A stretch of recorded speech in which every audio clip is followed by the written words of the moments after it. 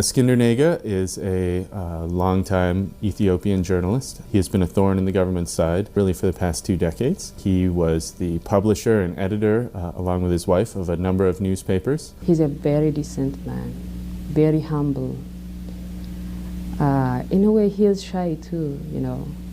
He is also an extremely stubborn person, as you might imagine. I think the word iconoclast doesn't quite do justice to someone like እስክንድር, because he and his family have sacrificed quite a lot for their principles in Ethiopia. He went back into the breach knowing full well what the risks were for doing so. He had a number of other options. He grew up in the DC area. He could have left the country, but he chose to stay. He'd been arrested 6 or 7 times before. He's had newspapers closed down. He's really been hounded by the Ethiopian regime.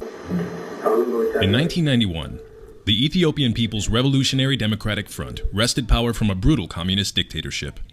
In the 2 decades since, with support from the US, Prime Minister Meles Zenawi has made gains against the region's recurring famines and aided efforts against Al-Qaeda in the Horn of Africa. But American support has done little to foster democratic institutions.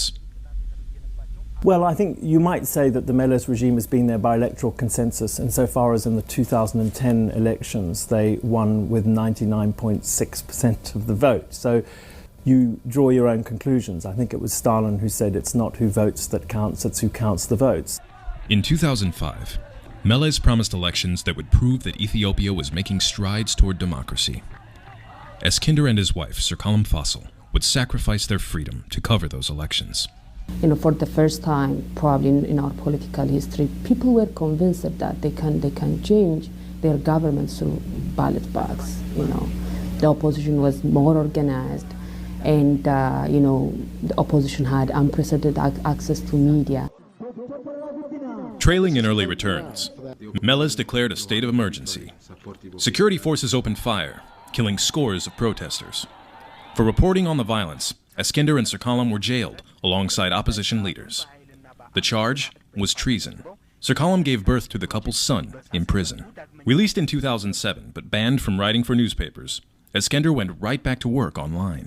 He was given a very strong message that if you continue to publish, if you continue to print criticism about torture in jails, about clamping down on the free press, about imprisoning opposition figures, about using terrorism as a weapon to prosecute dissenting political voices, you yourself will be back in jail or worse. Actually, at some point, they told him that, you know, they are tired of arresting him. And they said, this time around, we are not going to arrest you. We are going to kill you. You better stop it. But he can't. You know, he can't stop. That's him.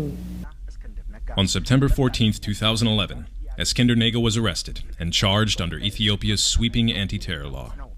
That law is increasingly being used to prosecute independent journalists. It may sound strange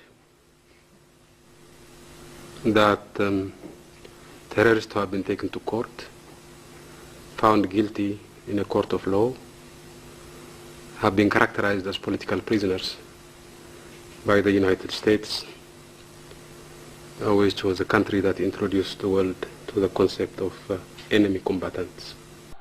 At his trial, in support of the terrorism charges, prosecutors presented these videotapes of a town hall meeting where እስክንድር talks about the possibility of a peaceful Arab Spring-like movement in Ethiopia. He is being held at Kalidi prison. His trial is ongoing, and he could face the death penalty if convicted.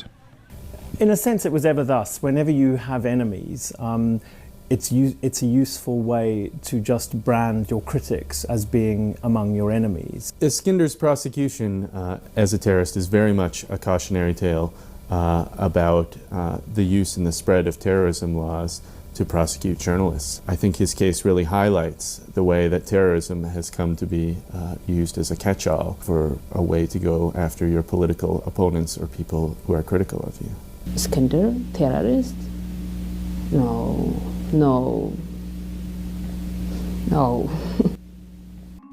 For his exemplary courage and sacrifice in the service of press freedom and the freedom to write in Ethiopia, PEN American Center is proud to honor እስክንድር with the 2012 PEN Barbara Goldsmith Freedom to Write Award. We will not desert you. We will never desert you. We won't desert you or any of your compatriots who are fighting for free expression.